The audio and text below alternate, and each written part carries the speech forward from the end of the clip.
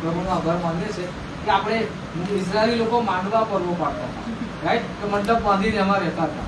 પણ આજે મુલાકાત મંડપ સ્વાભાવિક નથી, પણ આત્મિક મુલાકાત મંડપ તો છે, જ્યાં આપણે દેવની હાજરીમાં બેઠા છે. આમેન. પ્રભુની સ્તુતિ કરીએ છીએ. અને ખાસ આપણે જે જુવાનો છે, હાર્દિક, રિયાઝ અને એરોન, એ જુવાનોના માટે પ્રભુનો આપણે આભાર માનીએ છીએ. એ આટલો બધો વરસાદ હોવા છતાં પ્રભુના માટે તેઓ આનંદથી અહીંયા આવ્યા છે, રાઈટ? અને જ્યારે તેઓ આવ્યા ત્યારે બહુ પલળી ગયા હતા. બાઇક પર આવ્યા, વરસાદ બહુ, જેવા તેઓ અહીંયા આવ્યા તરત જ જયુબેન અને વિનુભાઈએ જે કર્યું એ મારું હૃદય ભરાઈ ગયું.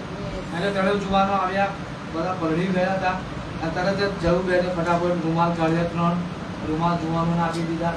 અને યુનાની ટી-શર્ટ, ત્યાં કે યુના બધા સરકાર છે જુવાનો, રાઈટ? ખાલી એરોની થોડી બોડી યુના કરતા વધારે છે, બરાબર? તો 3 જુવાનોને તરત રૂમાલ આપી દીધા, કપડાં આપી દીધા. એટલે રૂમમાં જાઓ, કપડાં ચેન્જ કરી નાખો, રાઈટ? શું આપણે પ્રભુનો આભાર માનીએ છીએ. બરાબર? જ્યાં દેવના લોકો હોય ને ત્યાં દૈવીય પ્રેમ હોય, સ્વાભાવિક પ્રેમ હોય ને એ બદલાતો રહે. એ સમય આવે ત્યારે બદલાતો રહે. એમાં ડસકા ખાયા કરે. ગાડી પેટ્રોલ કેવા ડસકા વાગે, એમ ડસકા વાગે. પણ જે દૈવીય પ્રેમ છે ને એ સ્મૂથલી ચાલ્યા કરે. અને મને ખરેખર આનંદ છે કે આજે આ પરિવારે વિનુભાઈ જયુબેને જે પ્રેમ ભાવ બતાવ્યો. તો હું તમને કહું, ઘણી બધી વાર ઘણી બધી જગ્યાએ ગયો છું, પલળેલો હોઉં તો દરવાજામાં ખુરશી આપી દે, અહીં બેસી જાઓ, પછી સંદેશો આપીને પાછળથી બહારથી બહાર જતા રહો. એવા પણ લોકો મળ્યા છે. પ્રભુ દરેકને આશીર્વાદ કરે. પ્રભુનો આભાર માનીએ છીએ. આવું ભલું કુટુંબ વિનુભાઈ જયુબેન પ્રભુએ આપણને આપ્યા છે તેના માટે. પ્રભુ એમના કાર્યનો ખૂબ મોટો બદલો તેમને આપે, તેમના પરિવારને આપે. માર્કની સુવાર્તા 11મો અધ્યાય.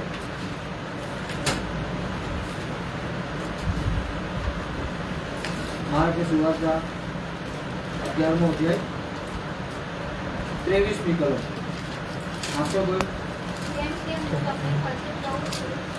જે કોઈ આ પર્વતને કહે કે ખસેડાઈ જા અને સમુદ્રમાં ન થાય અને પોતાના હૃદયમાં સમજે ન આવતા વિશ્વાસ રાખશે કે જે કહું છું તે થશે, તો તે તેને વાસ્તવિક થશે. આમેન. Thank you. પ્રભુનો આભાર માનીએ છીએ, સ્તુતિ કરીએ છીએ આ સમયના માટે. એક દેવના સેવક તરીકે હું કોઈ પણ જગ્યાએ જાઉં, જેવા ઘણા બધા લોકો છે કે જે લોકોને સુવાર્તા આપવા માટે જઉં છું, એમના ઘરે મુલાકાત કરવા માટે જઉં છું, પ્રાર્થના કરવા માટે જઉં છું, રોડ પર સુવાર્તા આપું છું, ઘણી બધી જગ્યાઓમાં હું સંગત ચલાવવા માટે જઉં છું. તો દેવના એક સેવક તરીકે હંમેશા મેં એક એવો અભિગમ રાખ્યો છે કે દરેક વ્યક્તિને બાઇબલના વચનોનું શિક્ષણ બરાબર મળ્યા કરે. દરેક પ્રકારનું શિક્ષણ, ખાલી પાપોની માફીનું શિક્ષણ નહીં. પાપોની માફીથી શરૂ થાય, શાંતિનું શિક્ષણ, સાજાપણાની વાતો, સામર્થ્યની વાતો, પવિત્રતાની વાતો, વિશ્વાસની વાતો, દેવના વચનોનું મહત્વ, એકબીજા પર પ્રેમ રાખવો, એકબીજાને માફ કરવા, પોતાની આવકનો 10મો ભાગ પ્રભુ પાસે લાવવું હતું, એવું શિક્ષણ આપ જ્યાં લોકોને પરિપક્વ બનાવે. બરાબર? આપણે અહીંયા શિક્ષણ પામવા માટે ભેગા મળીએ છીએ. સંગતમાં કેમ મળીએ છીએ? ટીચિંગ માટે, શિક્ષણ મળે તેની માટે. અને એ શિક્ષણ તમને ને મને એટલા માટે જરૂરી છે કે આપણે અહીંયા શિક્ષણ લઈએ છીએ અને જ્યારે આપણા જીવનની એવી પરિસ્થિતિઓ જ્યારે આવે છે ને ત્યારે આપણે દેવના વચનનો ઉપયોગ કરીએ છીએ અને પરિસ્થિતિઓની ઉપરવટ આવીએ છીએ. બાઇબલ આપણને એવું શીખવે છે રોમન 8માં કે વી આર ઓવરકમર. આપણે ઉપરવટ આવનારા લોકો છે. જીવનમાં ગમે તેવી પરિસ્થિતિ હોય, દેવના વચન દ્વારા, દેવના સામર્થ્ય દ્વારા આપણે બધી બાબતોની ઉપરવટ આવીએ છીએ. બાઇબલ એટલા માટે આપણને શીખવે છે આપણે વિજેતા કરતા મહાન છે, વિજેતા કરતા મહાન છે. અને અહીંયા પ્રભુ ઈસુ ખ્રિસ્ત એ શિક્ષણ આપી રહ્યા છે એ સમયના શિષ્યોને અને આ સમયના શિષ્યોને. એ બાબત આપણે યાદ રાખવી બહુ જરૂરી છે. દેવના વચનોને યાદ રાખવા, દેવની વાતોને યાદ રાખવી, રાઈટ? જે શિક્ષણ તમને મળે છે એ શિક્ષણ તમે ભૂલી ના જાઓ. જે વાતો તમે દેવની સાંભળો છો એ વાતો તમે ભૂલી ના જાઓ. જો તમે ભૂલી જશો, જો એ બાબતો પર તમે લક્ષ્ય નહીં આપો તો તમે જીવનમાં એ મુકામ નહીં હાસિલ કરી શકો જે મુકામના માટે દેવે તમને બનાવ્યા છે.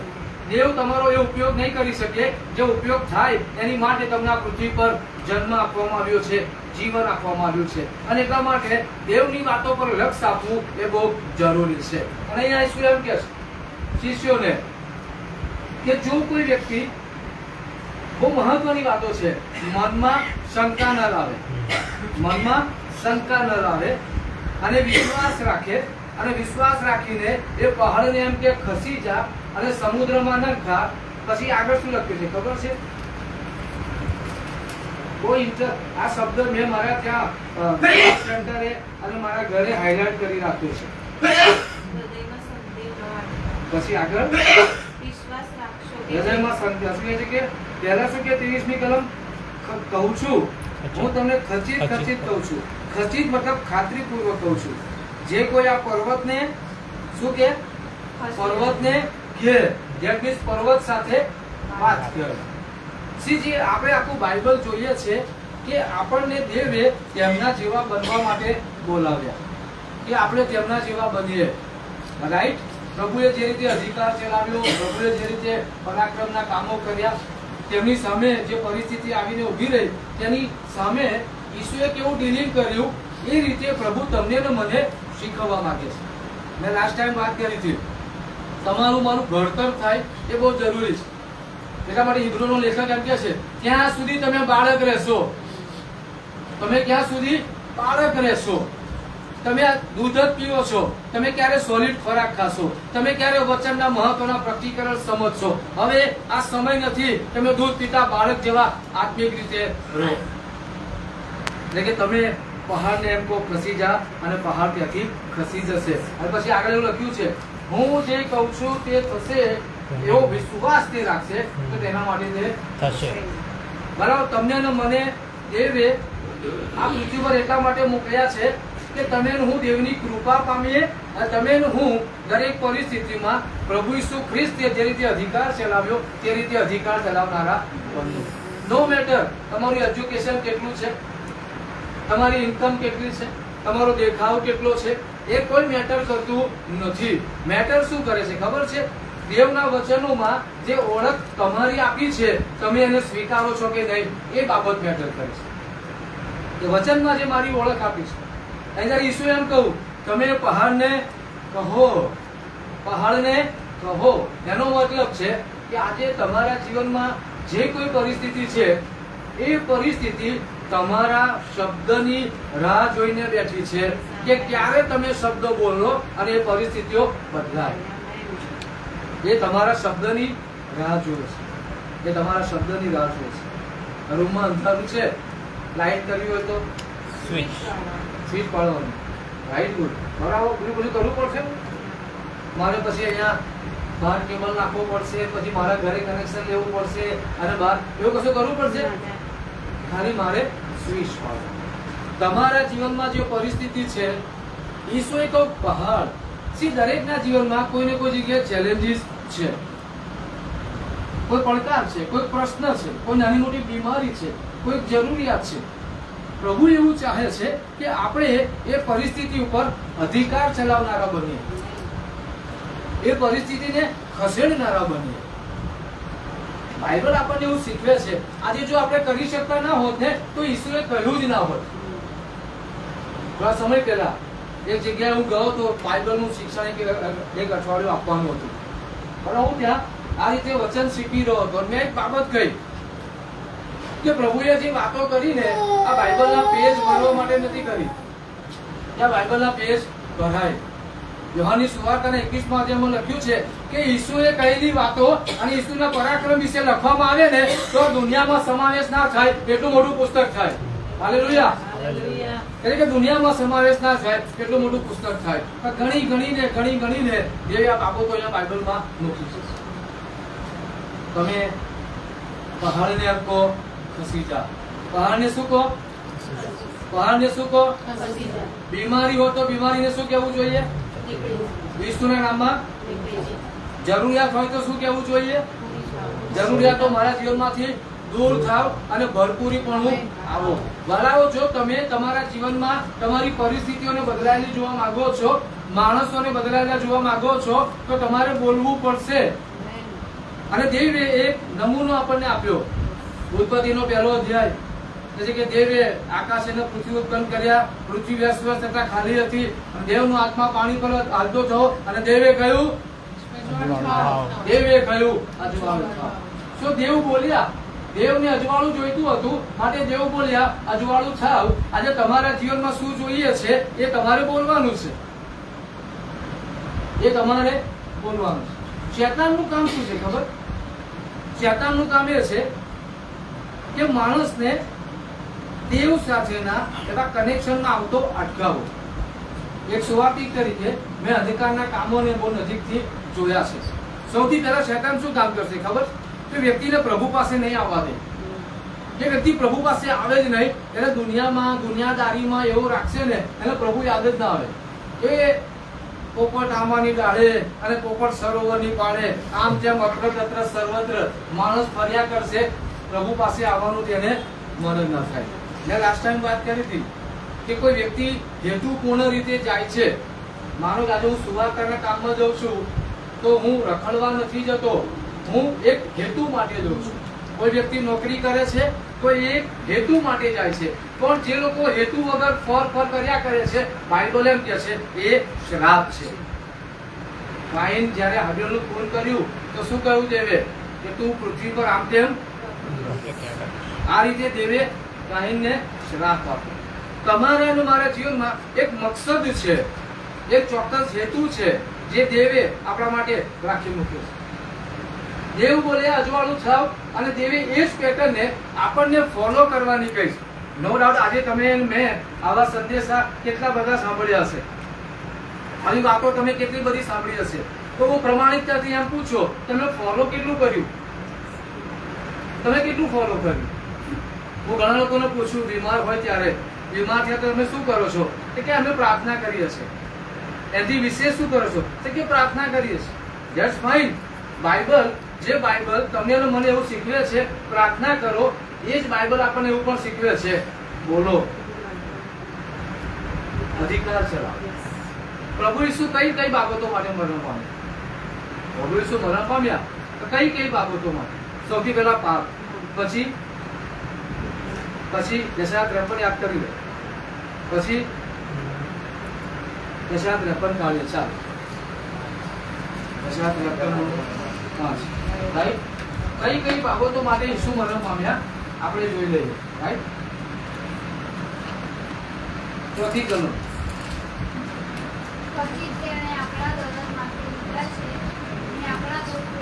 ઓકે, ખુલ્લું રાખજો. ખચિત આપણા દર્દ, જીવનમાંથી મુશ્કેલીઓ, જીવનમાં આવતા પ્રશ્નો, વેદનાઓ અને શું દુઃખ. ઘણા લોકો તો એવું કહેતા હોય છે કે દુઃખ આવ્યું તો કે સાહેબ એવી પ્રાર્થના કરો કે પ્રભુ દુઃખ સહન કરવાની શક્તિ આપે. દુઃખ રાખીને એવી પ્રાર્થના કરો કે દુઃખ સહન કરવાની. એવું ના કે સાહેબ એવી પ્રાર્થના કરો કે આ દુઃખ દૂર થાય. ઓકે, દુઃખ સહન. એટલા માટે બાઇબલ એમ કહે છે તું ડાયો થા પણ દોઢ ડાયો ના થા. આ બાઇબલની વાત છે. આ બાઇબલની વાત. મેં જયારે બાઇબલમાં વાંચ્યું ને અમુક વાતો તો મને તો ઓ પ્રભુ, આવું બાઇબલમાં લખ્યું કે તું ડાયો થા દોઢ ડાયો ના થા. પછી એક વચન લેવીએ 19:9 લખ્યું છે તું ચાડિયાની જેમ મૈતાઈ ન ફર. અને હું ઘણા લોકો જોઉં છું ને મને પેલું વચન યાદ આવે, હાલેલુયા પ્રેઝ ધ લોર્ડ. ચાડિયાની જેમ મૈતાઈ તું ના ફર. મેં વાંચ્યું બાઇબલમાં.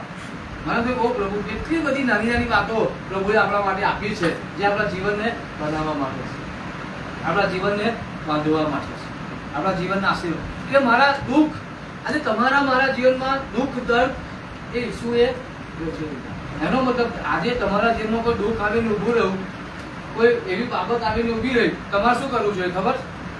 શું કરવું જોઈએ? શું કરવું જોઈએ? મને જયારે શિક્ષણ પવિત્ર આત્માએ શીખવ્યું, આ બધી વાતો જયારે મેં સાંભળી અને શરૂઆતના સમયમાં ઘરમાં છે ને બધા હોય તો બોલતા થોડું ખસકાટ થાય એટલે ખૂણામાં જતો રહું અને ઈસુના નામમાં આમ થાવ, ઈસુના નામમાં આમ થાવ ચાલુ પડી જાવ. પછી અડધો પોણો કલાક પછી ધીમે ધીમે સમય વધતો ગયો. તો તમને એક વાત કહું, બાઇબલના દરેક વચનો એ પરિણામ લાવે છે. પ્રભુ ઈસુએ યશાયા 55 એમ કહ્યું, જે વચન મારા મુખમાંથી નીકળ્યું છે એ જે હેતુ માટે નીકળ્યું છે એ હેતુનો પૂરો કર્યા વિના મારી પાસે ફોકટ પાછું પડશે નહીં.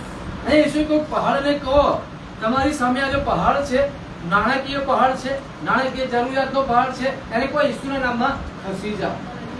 બીમારીનો પહાડ છે, એને કોઈ ઈસુના નામમાં ખસી જાઓ. નિષ્ફળતાનો પહાડ છે, એને કોઈ ઈસુના નામમાં ખસી જાઓ. તમને તમારા જીવનમાં કોઈ આશીર્વાદ આપતો હોય એવું લાગતું નથી, તો એ જે સિચ્યુએશન છે તેને કહો, ઈસુના નામમાં આ બધી બાબતો ખસી જાઓ. પ્રભુને રમકડા બનાવવાનો શોખ નથી. પ્રભુને એવા ગુલામો નથી જોઈતા. પ્રભુને પોતાના બાળકો જોઈએ છે. એ બાળકો એવા હોય જે તેમના પિતા જેવા હોય, જે તેમના પિતા જેવા હોય એ બાળકો દેવને જોઈએ છે. જેમ પિતા અધિકાર ચલાવે છે એમ બાળકો પણ અધિકાર ચલાવનારા. જે ધાર્મિકતા છે ને, એ ધાર્મિકતા એ આખા ખ્રિસ્તી જીવનના મૂળ હાર્દને બાજુ પર મૂકી દીધું. ધાર્મિકતા એટલે શું ખબર? હું સંગતમાં જાઉં છું, હું ચર્ચમાં જાઉં છું, હું બાઇબલ વાંચું છું, પ્રાર્થના કરું છું, શુક્રવારે ઉપવાસ કરું છું, પણ એ વ્યક્તિઓના જીવનમાં જે પરિસ્થિતિ છે એ પરિસ્થિતિને દૂર કરવા માટે એ લોકો કશું કરતા નથી. એ ધાર્મિકતા છે સાહેબ. જે ધાર્મિકતા માણસોને આત્મિક રીતે નિષ્ક્રિય બનાવી દે છે, એ ધાર્મિકતા છે. જે માણસને એ નથી બતાવતો કે તું આ પૃથ્વી પર એક હેતુ માટે છું, આ પૃથ્વી પર તમે હું એક હેતુ માટે છે, જે હેતુ આપણે પૂરો કરવાનો છે, અને એક દિવસે એ બાપની સામે જઈને આપણે ઉભા રહેવાનું છે અને આપણા જીવનનો હિસાબ દેવને આપવાનો છે. ધાર્મિકતા એ તમને ને મને એ વિધિઓમાં બાંધે છે. ધાર્મિક વિધિઓમાં બાંધે છે, અને એ ધાર્મિક વિધિઓ તમને ને મને કોઈ ફળ આપી શકતી નથી. કેમ કે હવે દેવની ઈચ્છા ધાર્મિકતા નથી, દેવની ઈચ્છા આત્મિકતા છે. એટલા માટે દેવ એવું ચાહે છે આપણે તેમના વચનને ફોલો કરનારા બનીએ. ખચિત તેમણે આપણા દર માથે લીધા. પછી આગળ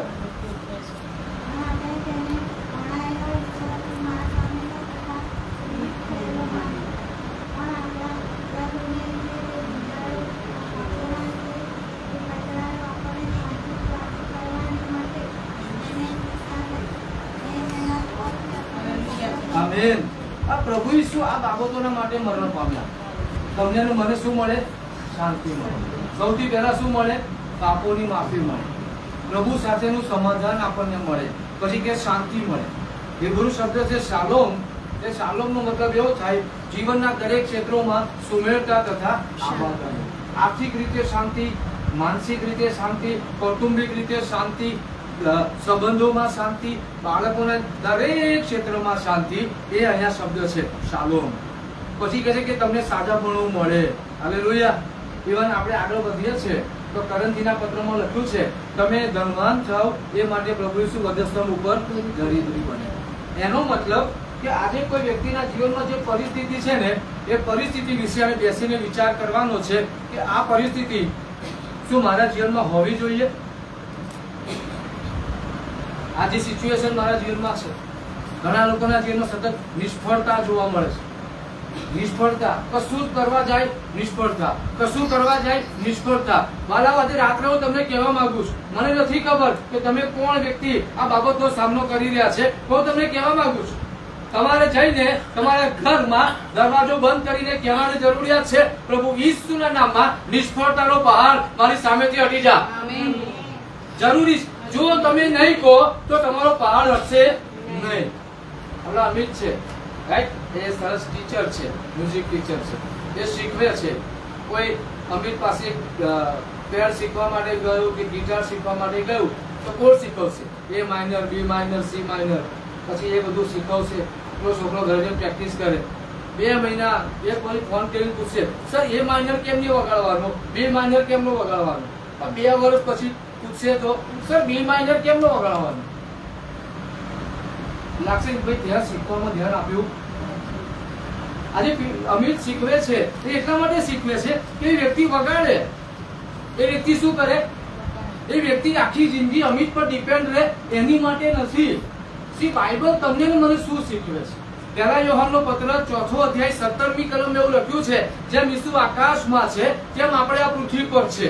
એનો મતલબ કે આપણે શું કરીએ છીએ? ઓ પ્રભુ તમે આ કરો, ઓ પ્રભુ તમે આ કરો, ઓ પ્રભુ આ બીમારી દૂર કરો, ઓ પ્રભુ શાંતિ આપો, ઓ પ્રભુ સાજાપણું આપો, ઓ પ્રભુ નાણાં નથી. પ્રભુ કે બધું જ છે, બધું મેં આપી દીધું છે, હવે લેવાની જવાબદારી તારી છે મારા દીકરા. પણ આપણે તો કશું કરવું, આપણે કોઈ મહેનત કરવી નથી, આપણે કોઈ પ્રયત્ન કરવા નથી, આપણે બસ લાચારીમાં જીવવું છે, બિચારા બનીને જીવવું છે, દેવના બાળકો તરીકે અધિકાર ચલાવનારા બનવું નથી. 9 વાગે વરસાદ શરૂ થયો, બરાબર ચાલી રહ્યો હતો, અને મને પવિત્ર આત્મા એમ કહું, વરસાદ એમ ક્યાં બંધ થા, દેવની હાજરીમાં ઉભો છું. પ્રભુનો આભાર, વરસાદ બંધ થઈ ગયો. સમજાય? દેવ તમને ને મને અધિકાર ચલાવતા જોવા માંગે છે, પણ આપણે કેવું માયકાંગનું જીવન જીવીએ છીએ. આપણે કેવું જીવન જીવીએ છીએ? હણાયેલું, દબાયેલું, કચડાયેલું જીવન જીવીએ છીએ. પીડિત લોકોની જેમ જીવન જીવીએ છીએ. એ લોકો જે દેવના બાળકો નથી તેમના જેવું જીવન જીવીએ છીએ, અને એટલા માટે જીવીએ છીએ આપણે અધિકાર ચલાવતા નથી. ઈસુ ખ્રિસ્ત બીમારી માટે મરણ પામ્યા, આપણે તેના પર અધિકાર ચલાવવાની જરૂરિયાત છે, એ પહાડને ખસેડવાની જરૂરિયાત છે. બરાબર? બાઇબલ આપણને એવું શીખવે છે, દેવ તમને ને મને આ પૃથ્વી પર તેમના જેવું ફંક્શન કરતા જોવા માંગે છે. પ્રભુ ઈસુ ખ્રિસ્ત જે રીતે આ પૃથ્વી પર ફંક્શન કરી રહ્યા હતા એ રીતે આપણે પણ ફંક્શન કરીએ એવું દેવ ચાહે છે વાલા. અને એટલા માટે તમારે ને મારે એ દિશામાં પગલા ભરવા પડશે. તમારે મારે બોલવું પડશે. મને શરમ લાગે છે સાહેબ, મને બોલાતું નહીં, મને તો હિંમત જ નથી. કશું વાંધો નહીં, થઈ શકે છે. તમને બોલવામાં શરમ લાગે, તમને બીક લાગે, એ થઈ શકે છે. મેં જેવું કર્યું છે એટલા માટે હું તમને કહું છું. ગિદિયોનને દેવે એમ કહ્યું, તારા બાપાની વેદી તોડી નાખ. ન્યાયાધીશોના 6 અધ્યાયમાં ત્યાં જે બાળની વેદી છે કે તોડી નાખ. તો ગિદિયોન બી ગયા. તો દિવસે ના તોડી, તો રાત્રે એ વેદી તોડી નાખી. રાત્રે વેદી તોડી નાખી. શું કર્યું? રાત્રે શું કર્યું? રાત્રે બધા સુઈ ગયા હતા ત્યારે રાત્રે વેદી. તમારા ઘર બધા સુઈ જાય છે ખરા? છે બધા સુઈ જાય થાકે ના? અને રાત્રે સુઈ જવું જોઈએ. એટલે બાઇબલ એમ કે છે, ગીત શાસ્ત્ર 104 માં એવું લખ્યું છે, અને રાત પડે છે, અંધકાર થાય છે, ત્યારે માણસો ઘરે આવે છે અને પશુઓ બહાર નીકળે છે. માણસો કઈ આવે? કેમ હું રાત થવા ઊંઘી છીએ, અને બહાર કોણ નીકળે? નિશાચરો. તમને કહું સાચી વાત, કે મારી વાત શીખવાની જરૂર છે કે રાત્રે વહેલા સુઈ જવું જોઈએ. એટલે હું મારી ભૂલ હું કહું છું, મારી ભૂલ છે, મારી ભૂલ સુધારવી જોઈએ. કારણ કે મારે બી ઊંઘવામાં બહુ એ થાય, રાત્રે પાછળ બેઠો હોય, પ્રાર્થના કરતો હોય, પણ એક હેતુ છે. હું એમ કહું, એટલીસ્ટ હું આશ્વાસન તો લઉં છું, મારો પક્ષ હું પોતે લઉં છું કે હું એક સારું કામ કરતો હોઉં. રાઈટ? તો મહત્વની વાત છે શું? તમારા ઘરમાં જયારે બધા સુઈ જાય ને ત્યાં તમને કોઈ જોવાનું છે નહીં. ઉભા થાવ અને ઈસુ ખ્રિસ્તના નામમાં બોલવાની શરૂઆત કરો. બીમારીનો પહાડ ઈસુના નામમાં હટી જા. ગરીબીનો પહાડ ઈસુના નામમાં હટી જા. શ્રાપનો પહાડ ઈસુના નામમાં હટી જા. નિષ્ફળતાનો પહાડ ઈસુના નામમાં હટી જા. વ્યસનનો પહાડ ઈસુના નામમાં હટી જા. કજિયા કંકાસના પહાડ ઈસુના નામમાં હટી જા. દરેક પ્રકારના પહાડ ઈસુના નામમાં મારા જીવનમાંથી, મારા ઘરમાંથી આ સમય હટી જાવ. બાઇબલ કહે છે કે હટી જશે વાલાઓ. કારણ કે દેવ મેના કોઈ દેવ જૂઠું બોલતા નથી. દેવે જે કહ્યું છે આપણે તે ફોલો જ કરવાનું છે. ઈશ્વરે પિતર તો પિતર જાળી નાખ. પિતર કે પ્રભુ આખી રાત મહેનત કરી, એ કઈ માછલી આવી નથી, અને તમે તો સુથાર છો, જાઓ જેમ ધંધો મારો, લાકડા છોલો, ટેબલ બનાવો. પિતરે એવું કશું ના કર્યું. પિતરે શું કહું? તમે ત્યાં બહુ સરસ શબ્દ, હે પ્રભુ મારા ગુરુ, તમારા કહેવાથી, તમારા કહેવાથી, તમારા કહેવાથી હું જાળ નાખું છું. અને પ્રેઝ ધ લોર્ડ, ઈસુના કહેવાથી એમણે જાળ નાખી. એ જાળ આખી માછલીઓથી ભરાઈ ગઈ, અને એટલી બધી માછલીઓ આવી, જાળ ફાટવા લાગી, હોડી ડૂબવા લાગી. હાલેલુયા. આજે આપણે પણ કહેવું છે, પ્રભુ તમારા કહેવાથી, તમે કહ્યું છે માટે, તમારા કહેવાથી, તમે કહ્યું છે માટે હું પ્રભુ ઈસુના નામમાં મારા જીવનના દરેક પહાડોને હટાવું છું. હલો, પ્રભુનો આભાર માનીએ છીએ આ શિક્ષણના માટે, આ વચનોના માટે. કારણ કે આજે મને સત્ય મળ્યું, મને શિક્ષણ મળ્યું. આજે આ શિક્ષણ દ્વારા આપણે ઘણાઓના માટે આશીર્વાદનું કારણ બની રહ્યા છે. એમના જીવનમાં પહાડો છે, મુશ્કેલીઓ છે, એ હટાવવા માટે આપણે તેમની મદદ કરી રહ્યા છે. જરૂરી શું છે તમે અને હું બોલીએ. તમારી મારી પાસે ગમે તેટલું સારું શિક્ષણ હોય, મેં લાસ્ટ ટાઈમ વાત કરી હતી કે તમારા કોઈ ખેડૂતની પાસે 100 ટચનું સોનું હોય ને એવું અનાજ છે, એવું બીજ છે, પણ એ પીપળામાં ભરી રાખશે તો ઉગશે? એ હાથમાં નાખશે તો ઉગશે નહીં? ઉગે. એ બીજ ક્યારે ઉગશે? જ્યારે એ નાખશે, જ્યારે વાવશે ત્યારે એ બીજ ઉગશે. જ્યાં સુધી તમે બોલશો નહીં, જ્યાં સુધી તમે બોલશો નહીં, જ્યાં સુધી તમે બોલશો નહીં, જ્યાં સુધી તમે બોલશો નહીં, તમારી પરિસ્થિતિઓ બદલાશે નહીં. કેમ કે દેવને એવા લોકો જોઈએ છે જે અધિકાર ચલાવનારા હોય. મેં ના કહું, માર્કની સુવાર્તા 9મા અધ્યાયમાં એક છોકરાને ભૂત વળગેલું, કારણ કે શિષ્યો કાઢી ના શક્યા, અને છોકરાનો બાપ ઈસુ પાસે આવ્યા અને ઈસુને કહે છે કે ઓ મારા ગુરુ, તમે મારા છોકરામાંથી ભૂત કાઢો. અને ઈસુ બાજુ બોલ નાખ્યો અને ઈસુએ બોલ પાછો નાખ્યો અને એમ કહું, જો તું કરી શકે, કેમ કે વિશ્વાસ કરનારને સર્વ શક્ય છે.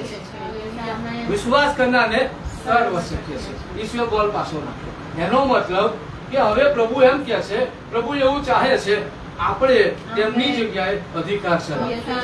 કારણ કે બાઇબલમાં 2 વ્યક્તિઓ માટે એવું લખ્યું છે જેમના માટે સર્વ શક્ય છે. એક દેવના માટે લખ્યું છે સર્વ શક્ય છે, બીજું વિશ્વાસ કરનારા માટે લખ્યું છે સર્વ શક્ય છે. તો આપણે એ પ્રકારના લોકો છે જે આ પૃથ્વી પર, વાળા યાદ રાખો, આ પૃથ્વી પર તમે અને હું આશીર્વાદિત જીવન જીવવા માટે છે, સફળ જીવન જીવવા માટે છે, તંદુરસ્ત જીવન જીવવા માટે છે, આપણે સમૃદ્ધિમાં જીવવા માટે છે, આત્મિક રીતે દેવની ઈચ્છાઓમાં જીવવા માટે છે, જેથી કરીને આ પૃથ્વીના લોકો માટે આપણે આશીર્વાદનું કારણ બની શકીએ. ઘણી બધી વાર આપણે બહુ નાનું વિચારીએ છીએ, મારું થઈ જાય, મારા કુટુંબનું થઈ જાય, ના સેલ્ફિશ વિચારધારામાંથી આપણે બહાર આવીએ. કેમ કે આપણને ખાલી આપણા પરિવાર માટે નહીં, વિશ્વ માટે દેવ બનાવે. આવું સર્જન લખ્યું છે માથી 5માં, તમે આ જગતનું અજવાળું છો, તમે આ પૃથ્વી પરનું મીઠું છો. મીઠું એ સાદાપણું લઈ આવે છે, એ સ્વાદ લઈ આવે છે. આજે લોકોના જીવનનો બે સ્વાદ છે, લોકોના જીવનમાં શાંતિ નથી, આનંદ નથી, ત્યારે આપણે જઈએ છીએ ત્યાં શાંતિ આનંદ લઈને જઈએ છીએ. તમે જગતનું અજવાળું છો. આજે લોકોના જીવનમાં અંધકાર છે. ઈસુએ કહું, જે મારી પાછળ ચાલે છે તે અંધકારમાં ચાલશે નહીં. ઈસુએ પહેલા શું કહ્યું ખબર છે? યોહાન 8માં, જગતનું અજવાળું હું છું. પછી શું કહું? હવે તમે છો. પુનરુત્થાન પામ્યા, પવિત્ર આત્મા રેલ્યો પછી કે છે હવે તમે જગતનું અજવાળું છો. બરાબર, આપણે પહાડોને ખસેડીએ, આપણી આસપાસના વાતાવરણને ખસેડીએ. તમારા દરેક બાબત તમારા શબ્દની રાહ જોઈ રહ્યો છે. તમે બોલશો અને એ થઈ જશે. આવો પ્રાર્થના કરીએ.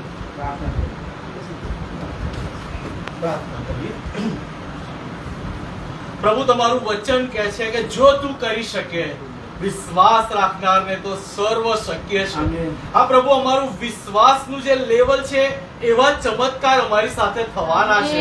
આ પ્રભુ અમને વિશ્વાસમાં વધુ દ્રઢ ને મજબૂત બનવા માટે ઈશ્વર પિતા આજનું જે વચન છે એ આશીર્વાદને લઈને અમારી પાસે આપ્યું છે. ઓ પ્રભુ, આજે તમે અમને આશીર્વાદિત કર્યા છે.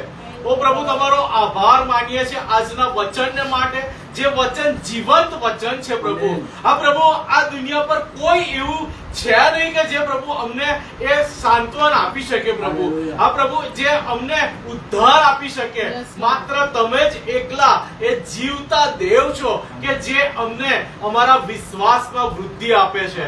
આ પ્રભુ, અમારા આત્મિક જીવનને પ્રભુ વૃદ્ધિ પ્રમાણે છે. ઓ પ્રભુ, તમારો આભાર માનીએ છીએ. આ પ્રભુ, આ સુંદર સંગતિ તમે આપી, વાલા દેવ, તમારો આભાર. આ પ્રભુ, તમે અમારા સ્તુતિ આરાધનાના અર્પણ માન્ય કર્યા. આ પ્રભુ, વચન દ્વારા તમે અમને જે શીખવ્યું છે એ પાડવાને માટે પ્રભુ તમારી કૃપા પૂરી પાડજો.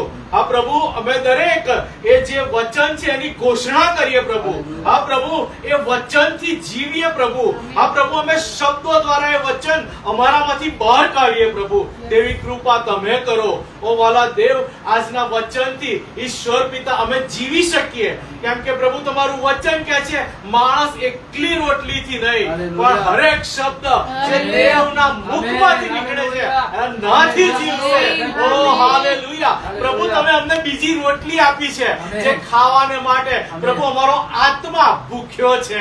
ઓ વાલા દેવ, વચનના દરેક મર્મના ખુલાસા તમે અમને સમજાવો છો, પવિત્ર આત્માની દોરવણી આપો છો, માટે તમારો આભાર માનીએ છીએ. આ પ્રભુ આ સંગતિને માટે આભાર માનીએ છીએ. ઘણા લોકો વચનના ભૂખ્યા હશે, પણ ઈશ્વર પિતા સંગતિના અભાવને લીધે પ્રભુ તેઓ વચન પામ્યા નહીં હોય. આ પ્રભુએ દરેક ભૂખ્યા લોકોને ઈશ્વર પિતા આજે અમે આમંત્રણ આપીએ છીએ. આ પ્રભુ એઓના પગલા અહીંયા લઈ આવો પ્રભુ. આ પ્રભુ એવો આશીર્વાદિત થાય. આ પ્રભુ નાશમાં જતા બચી જાય અને પ્રભુ તમારી પાસે આવે.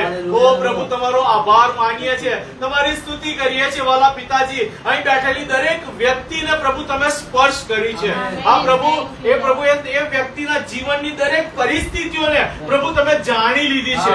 આ પ્રભુ અને દેવ, અમારા મુખના શબ્દો એ પરિસ્થિતિઓને ઓ પ્રભુ હાલેલુયા ઈસુના નામથી એ ધમકાવીને કાઢી નાખે. ઓ હાલેલુયા પ્રભુ, તમારો આભાર વાલા દેવ, તમારો આભાર કે તમે આટલું ખાતરીપૂર્વક વચન આપ્યું છે. ઓ પ્રભુ તમારો આભાર. આ પ્રભુ તમે કીધું છે કે મને હાક મારો એટલે હું તમને ઉત્તર આપીશ. ઓ વાલા દેવ, હાક મારવા માટે અમારે શબ્દો કાઢવા પડશે.